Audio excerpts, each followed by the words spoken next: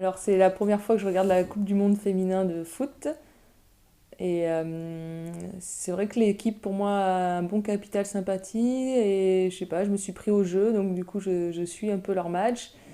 Quel regard je porte, c'est vrai que il y a un bel engouement médiatique autour de cette Coupe du Monde en France, donc ça aide aussi, je pense, à la médiatisation.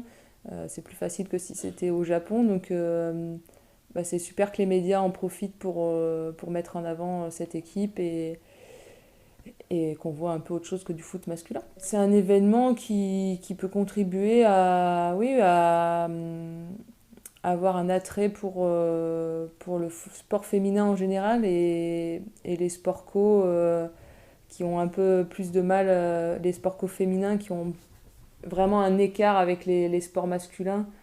Quand on compare l'équipe de foot masculin-féminin, l'équipe en basket, en hand, il y a vraiment, voilà, hormis quand c'est des matchs équipe de France, parfois on peut avoir accès. Donc là, c'est vrai que bah, y a une belle exposition et maintenant, si le public prend goût à l'histoire de cette équipe, en tout cas les gens qui suivent le sport, je pense que de plus en plus vont avoir accès à bah, des retransmissions de sport féminin et dans ce cas, ça peut aider. Ouais. Et Sport co, c'est sûr que c'est plus facilement médiatique. Maintenant, on va arriver en année olympique et je pense qu'il va y avoir aussi un bel éclairage médiatique sur les sports individuels, qu'ils soient masculins ou féminins, mais dans le cadre Jeux olympiques.